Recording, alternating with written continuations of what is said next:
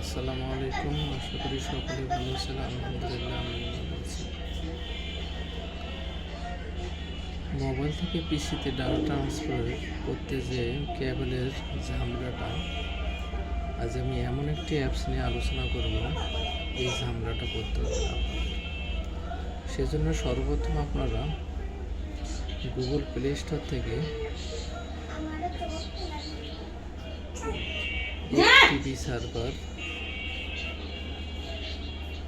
FTP server নামে অ্যাপসটা install করে নেবেন, ওপেন করে নেবেন। যখন স্টার্ট করবেন আপনাদের একটা ইউআরএল দেখাবে, সেম এইরকম একটা ইউআরএলটা টাইপ করে নেবেন। ঠিক আছে, ইউআরএলটা প্রত্যেকটা ফোনের ক্ষেত্রে থাকবে। সেক্ষেত্রে আপনাদের ফোন এবং পিসি একই নেটওয়ার্কের আওতায় থাকতে হবে, অর্থাৎ একই ওয়াইফাই আওতায় থাকতে হবে। দেখেন বন্ধুরা, আমি কোডটা টাইপ করে দিচ্ছি, জাস্ট ইন্টার বাটন চাপ দেবেন। আপনার ফোনের সব ডাটাগুলো আপনারা এখানে দেখতে পারবেন।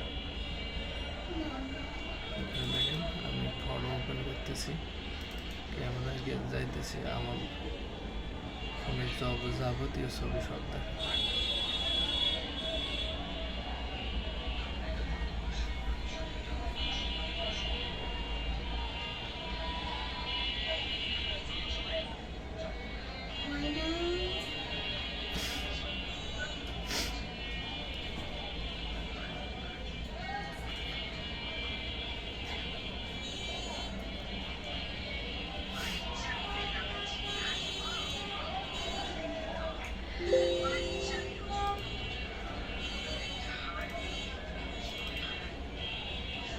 সমস্ত ফাইল দেখতে পারবেন, আপনারা আপনাদের ইচ্ছা মতো কপি পেস্ট করে নিতে পারবেন।